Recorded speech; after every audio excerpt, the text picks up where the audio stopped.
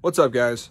So I got the 94 CR250 all torn down. It's in boxes and whatnot. I just sent the frame over to Brian at Dark Matter Powder Coating, and so we're kind of moving quick on this project. So I got the motor out. It's sitting right here on my stand, and today what we're going to do is just take it apart, kind of see what's going on. The previous owner, the guy that I bought it from, said it needed crank seals, and he said that he hadn't even touched the bike. He literally took it over to our mutual friend's house, and right after he bought it, and he just never touched it, and that was back in like April. So I'm kind of curious to see what's going on. I tried to start it yesterday. It had that PJ carb on it, just the stock one. I've got a PWK air striker on the way, so that will make things a lot easier. Funny enough, though, I actually got a hold of the owner that the guy I bought it from, who he bought it from, more or less, and I got some info on it. I guess this bike was a dune bike, so hopefully the guy took really good care of his air filter, that's for sure. And now I know why the linkage was toast. Probably didn't clean that out like every 4 or 5 rides like you should have, but I got those on order as well. So, but yeah, today we're just going to take this thing apart, kind of see where it's at, take inventory, check out the clutch side crank seal. I've already got the oil drained, and it's sitting over there. Yep, there you go, just in that pan. But honestly, the oil came out extremely clear. And the guy I bought it from, he told me that he took extremely good care of the bike. He had it for 2 years. He never put a piston in it, which is surprising to me. The second I got a bike that was used explicitly in the dunes, I would immediately change that piston if I was him. But again, he doesn't have it anymore. So wherever you are, thanks, Logan. Appreciate it. Thanks for taking good care of this bike. So let's go ahead and get started. I'm going to experiment with different angles here and see if I can't actually get this on video. I've got to get a tripod for this stuff because this is just too hard to film. So anyways, thank you very much for watching my stuff. Let's go ahead and get into it. Man, you can really see the boot wear on this thing. So I did get these a little loose just before I started filming, just because they're a real pain in the butt to get to. I don't know why. Where is it at? Where is it? Right here. I don't know why Honda like gave us no room to especially torque it down right there. I mean, I have the special tool, but it hardly works, at least on this cylinder. Anyways, got all my tools laid out. Got my drawing of the case so I can put all those bolts in there. So let's go ahead and get going. I'm gonna go ahead and do the cylinder head bolts nuts real quick. And all right, so I got all my tools lined up here. Let's go ahead and get this going. God, this thing is just jacked up. I gotta get that fixed. All right, we're gonna start with this guy here. Then we're gonna take the power valves out. I've got these a little loose because they were pretty difficult to do. I figured they'd be pretty difficult to do on camera. And then we'll take this outer clutch case or inner clutch case off. All right, so let's go ahead and get started here. I got all my tools over here, and we're gonna go ahead and get the head nuts off of there. Then we'll go to the power valves. We'll get these all loose and out of there, and then we'll move to the outer, or I guess inner clutch case there. So let's go ahead and get started. I might do these off camera, just because, well, this is kind of a pain in the butt to get to. Let's put it that way. They don't give you very much room right there.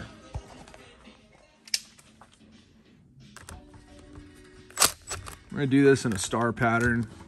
You probably already knew that. These all loosened up. Oops.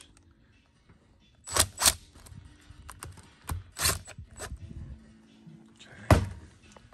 I'm gonna leave that spark plug in there. You know what? I'm just gonna get them all off there. After I get all these off of there, I'm gonna bag these up. Typically, that's how I keep myself from losing stuff, kind of like that, just dropping there. Maybe I won't film it. Please, please, please, for the love of God, go slow and put everything in their own bag. Make this easy on yourself when you're putting this back together. All right, let's take this head off of there. All right. Bore looks pretty good. Get a good shot of it. Looks super smooth. Wow, I'm impressed.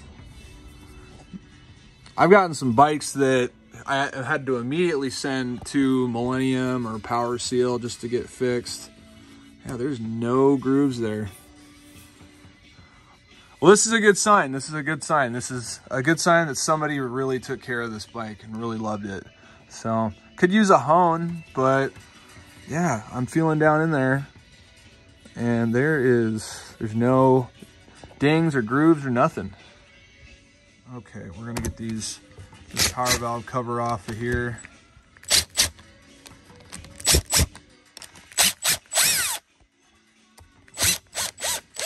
Trying my best not to go ahead and lose any of these bolts.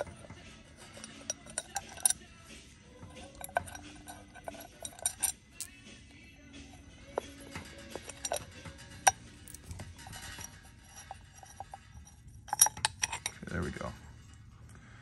All right, got that part out. So that gasket, oh, yeah, there's gasket on that side. Okay, I'm gonna start getting these out. Before we start pulling that power valve out, I gotta get this retainer bolt out. I lost one of these one time on a CR250 when I was riding it. And it was like the first time I'd actually started riding my bike that I just rebuilt. Shortly after that, the top end blew up. Next, we are going to pull the pin that sits on top of this here stack. I don't know what you want to call that. We're going to pull this pin out. Don't lose that pin.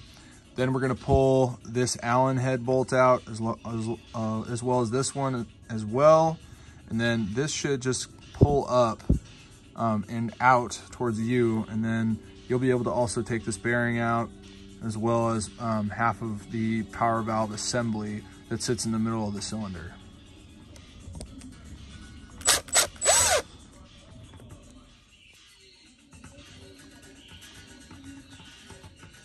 There we go.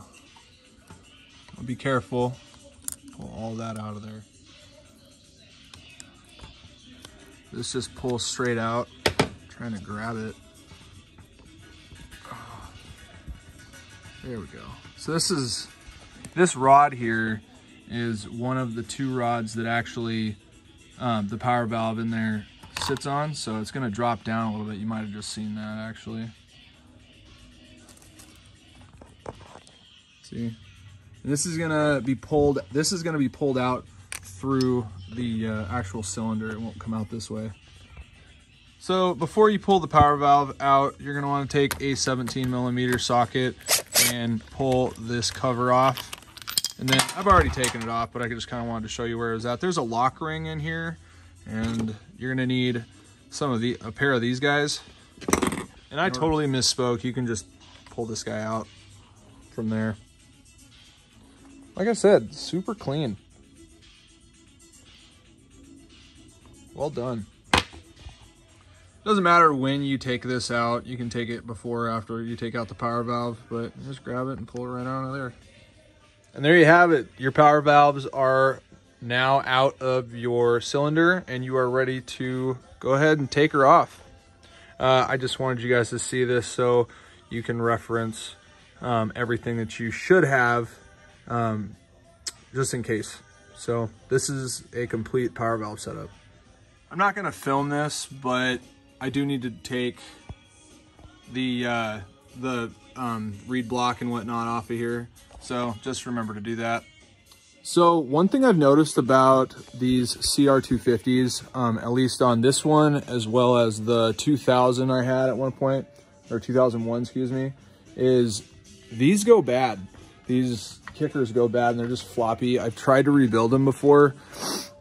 I mean, I've never had any good luck, but I'm just letting you guys know. AS1 actually has complete units for sale. So just a heads up. I'm gonna go ahead and probably just replace that one.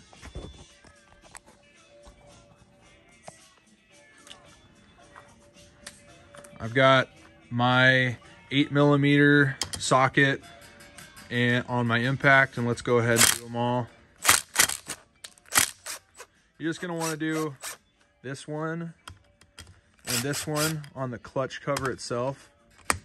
And I can't remember which one's on the water pump. I think it's that one and that one, if I'm not mistaken. Nope, I did it backwards. It's this one, and then there you go.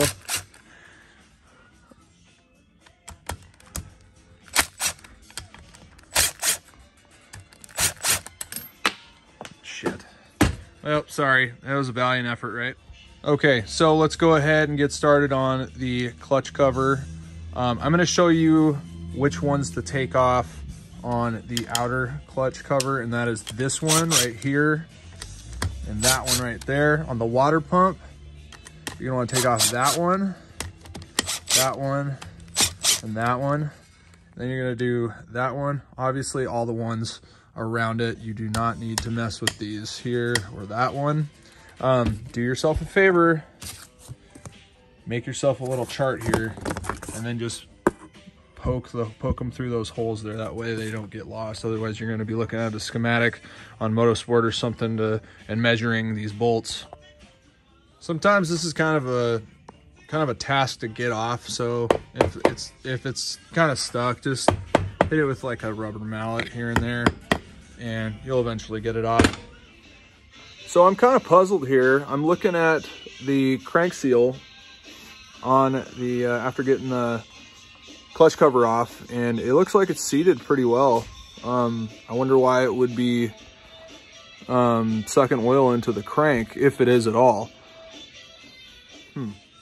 Okay, so you can see back there, looks really seated. Doesn't look like it's damaged back there at all. I wonder why those guys said that it was sucking oil into the crankcase. Starting to think that's not it. Otherwise, I mean, it looks really healthy. I'm gonna take this clutch out, probably the next video. I don't have a whole lot of time tonight. We're trying to get up to North Idaho, but I'm very impressed with what I'm seeing. Let's go ahead and take this cylinder off and I'll call it quits for the night. So again, I got the base nuts off. The ones on this side are kind of hard just because Honda doesn't give you a whole lot of clearance.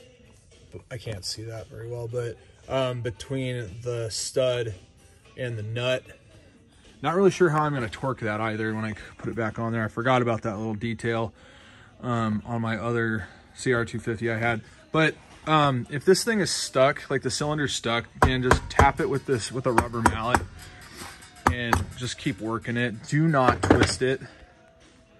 I'm going to do this off camera for obvious reasons. All right, first look at the cylinder up close, and my assertion was correct. This bore is perfect. Like I said, just needs a little hone, and we're good to go. Also, just a heads up, this might fall out of there when you pull it off. It's the part of the governor. So it hooks right in there, that little crow's foot type of thing. You're gonna wanna pull this out as well. Also, when you're reassembling it, it faces that way. Just a heads up as well, when you pull these parts out, they do have these little bearing type things on the bottom. Don't lose those. I almost lost one, and it got kind of stuck in this little hole it came out of too, so I had to be gentle and grab it out of there.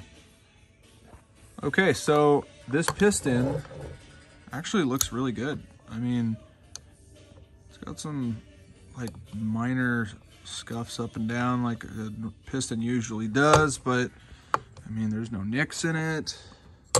There's no cracks that I can see. It looks like a Weisco piston. Yeah, not bad. The whole being a dune bike thing still kind of scares me. I'm not gonna just re-ring this thing and put it back in there. I don't feel any marks around there. Let's test the crank. No up and down play, so that makes my life a whole lot easier. It'll go side to side, no up or down. Cool. I wonder what the deal is then. I wonder why this thing wouldn't start. Probably just a friggin' dirty carb, maybe. Thank you guys for taking the time to view this video that I made about taking the top end off of this here CR250. It is 8:30 on a Friday night. I'm gonna go hang out with my wife and yeah, probably gonna go head up to our place in North Idaho. But next video, I'm probably going to take that clutch out of there. I want to take a good look at that clutch basket. When I did my CR80, that thing was so toast. I just said screw it and put a Hinson in there. But anyways, thank you very much for watching my video. More to come on this CR250 project. Again, this is no longer a 92 CR250 project. It's a 94 CR250 project. So see ya. Peace.